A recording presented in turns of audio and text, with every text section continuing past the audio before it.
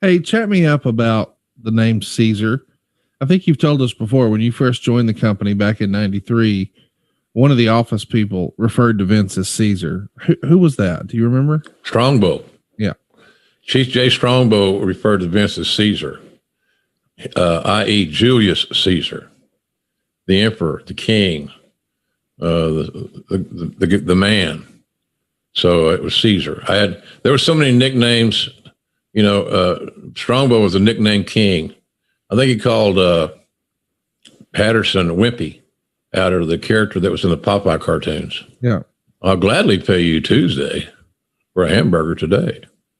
Everybody had a nickname. And they're all one word nicknames. Yeah. Kind of hyphenated. Golden Boy was Arnie. But yeah, Caesar was Vince. And what you didn't want to hear, especially a young guy like me that was going in there had not been in that kind of environment, exactly like the uniqueness of WWF at the time, was, you didn't want to hear, "Oh, Caesar's in a bad mood today. Right. Stay clear, kid. Stay clear. Thanks." So, and that's what we did. It's Caesar, as in Julius Caesar. Let's talk about the pay-per-view itself. Big Show is going to wind up the Hardcore Champion in a singles match that turned into a battle royal with Raven, Steve Blackman, Hardcore Holly, Crash Holly, and Billy Gunn. It gets a star and a half. There's lots of little shenanigans here. You see Molly Holly and Ninja Girl run in, and Molly's using a garbage can shot on Ninja Girl, and Big Show chokeslams Raven on a garbage can to get the title.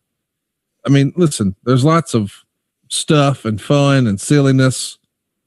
But I get the impression that you weren't really a fan of any of this hardcore stuff.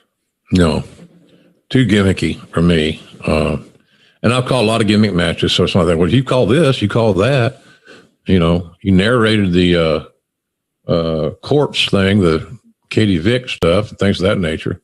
How could you not like this? Because I grew up in an era where hardcore wrestling was a kind of a subsidiary of the Brass Knucks title. Watts made the Brass Knucks title very, very popular in Mid-South way back in the day.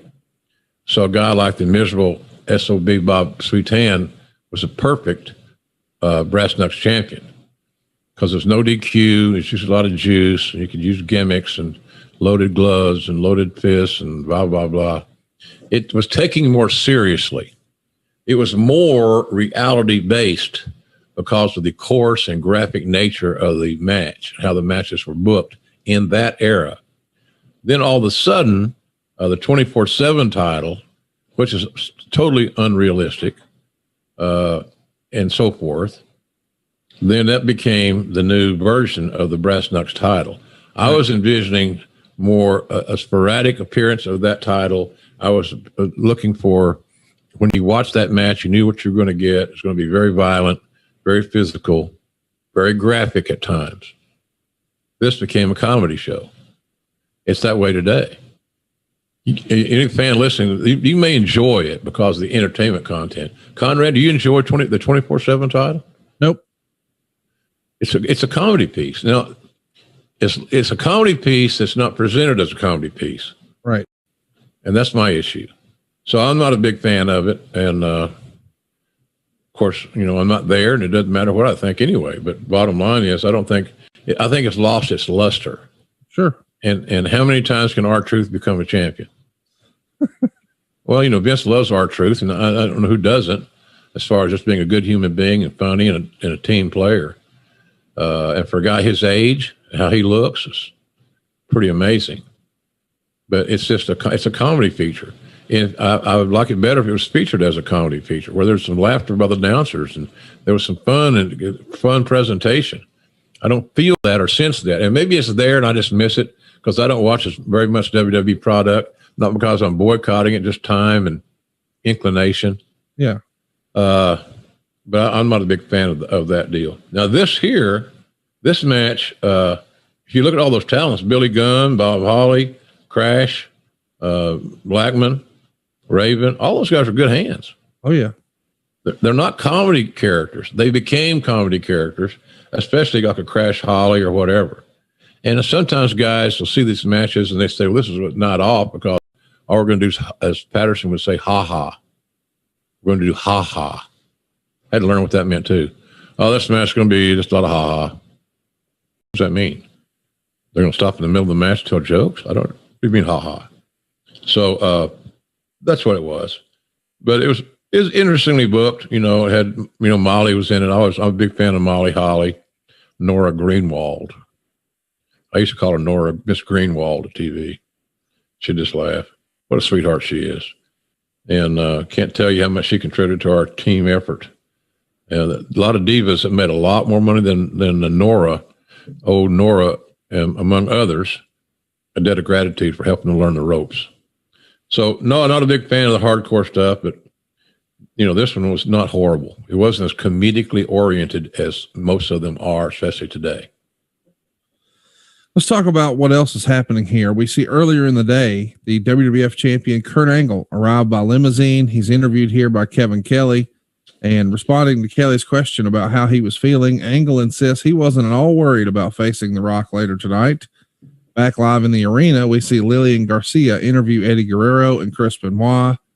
Let's take a time out. I want to ask, what do you think of Kevin Kelly's work? He's done a great job over with New Japan, but yeah, I was really surprised that maybe did he fall out of favor with Caesar? Why did he not stick around the company here longer? I think, I'm not sure Kevin could answer that better than I, obviously, but I think his issue may have been, the origins of his issue that caused him to leave may have been with Kevin Dunn.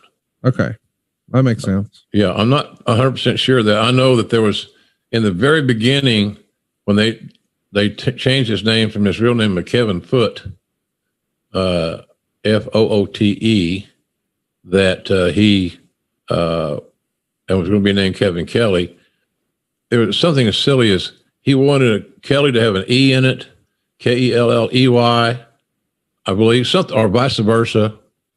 And that was an issue that he died on the wrong hill, as I remember. And I might be wrong. Kevin could correct me. But I think that he and Kevin Dunn had a chat, and it was the wrong thing to chat about on the wrong day. Don't die on that hill, whether you want another vowel in your name or not. For God's sake. Hang on. Kevin Kelly is no longer with WWE because he got in a fight with Kevin Dunn about. No, I didn't say that, Conrad. I didn't say that. But that's what the clickbait sites are going to say, and I just want to make sure we're telling the story right.